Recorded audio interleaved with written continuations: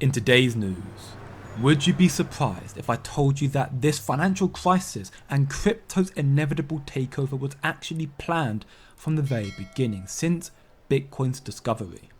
This first post highlights the severity of this crisis, as the US House just passed a $1.2 trillion spending bill in just another day at the office. At the current pace, the US deficit for this fiscal year will cross $3 trillion, nearly double the $1.6 trillion deficit that Congress estimated.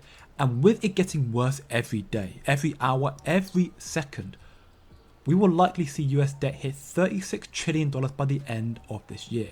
The spending spree continues, and the government and Congress and the elites don't care about us because they've given up on the old system and are now all in on the new one. The most important crypto video you'll watch today.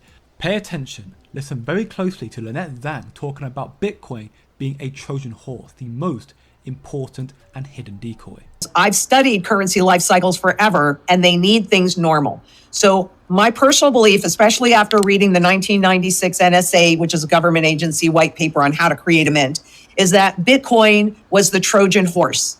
And I don't think it was a coincidence that it came out in January of 2009 and quantitative easing started in March, because they need to have things look as normal as possible so that you don't know that anything has changed when in reality, everything has changed. Now, going back to the Bank for International Settlements money flower, there is a very small place for private cryptocurrencies that do not travel or under the purview of central banks. There's a much larger space for commodity money, so gold and silver. So there will be some private ones that survive. But the visibility that Bitcoin has gotten in its first run up to 70,000 and inside the ETFs, people that buy gold and people that buy cryptocurrencies have the same kind of, typically, unless they're trading, have the same kind of concerns and mentality.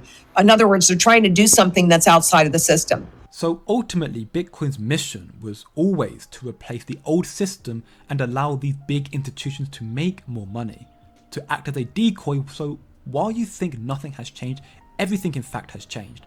And there will be some private projects, only a handful of cryptos that will survive the inevitable crypto culling, the soldiers that are hiding within the Trojan horse. And one of them is going to be XRP. As proven in this post here from Chad, India, one of the BRICS nations, is opening up to highly compliant and secure infrastructure as KuCoin becomes their first compliant digital asset exchange.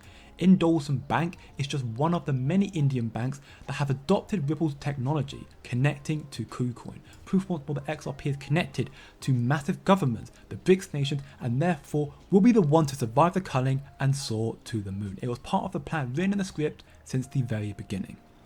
Thanks for watching. That's it. Have a good day and good night.